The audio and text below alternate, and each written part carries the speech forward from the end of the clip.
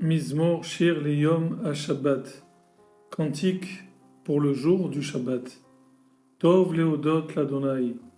Il est beau de rendre grâce à l'Éternel. Ulzamer Leshemcha Elyon.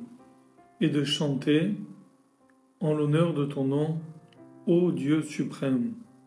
Les Chachamim nous disent à propos du Shabbat, Zachor Veshamor, Bedibur Echad Neemru. Ces deux mots, Zachor, souviens-toi, Veshamor, et observe. À propos du Shabbat, donc Zachor Veshabbat, Bedibur Echad Neemru, ont été dits dans une même parole, simultanément. Pourquoi les sages ont dit que Zachor Veshamor, dans cet ordre-là, souviens-toi Zachor Veshamor et observe? Eh bien parce que la mitzvah de Shabbat apparaît au moins 2 fois dans les textes, on va dire parmi les plus importants de la Torah, qui sont les 10 paroles.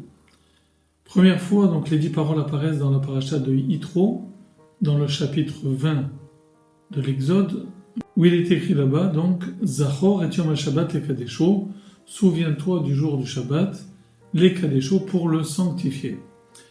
La deuxième fois qu'apparaît ce commandement, c'est dans le livre de Devarim, dans le chapitre 5 au verset 12, où là-bas, donc, la Torah a changé le terme, il n'est pas dit Zachor, mais Shamor. Observe le jour du Shabbat pour le sanctifier.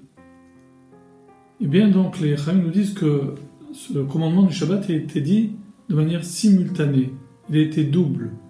Dieu a prononcé, on va dire, simultanément, souviens-toi, Zachor, Veshamor, en même temps.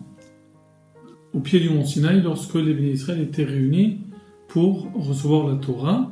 Et en fait, il y a eu un double miracle.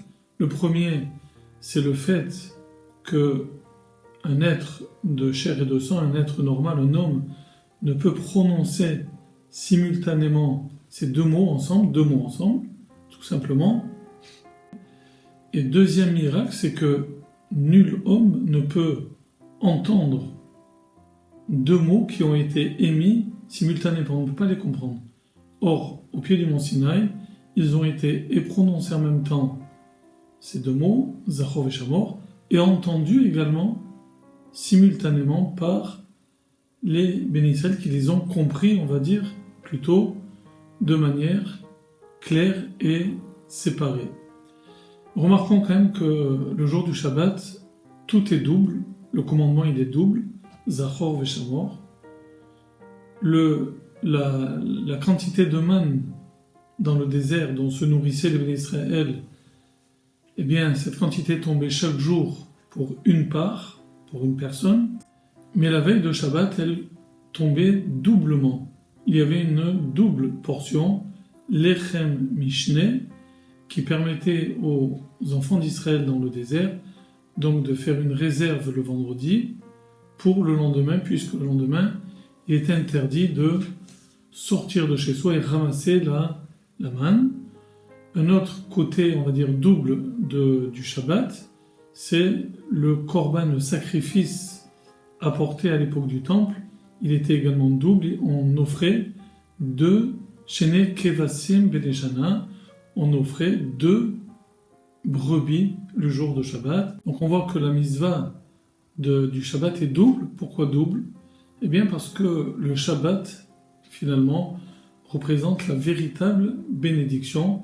Au bout de 6 jours d'ouvrage, de travail, eh bien l'homme s'accorde, Dieu, on va dire, lui accorde un jour, lui impose un jour de repos, et ce jour de repos est finalement une grande bénédiction.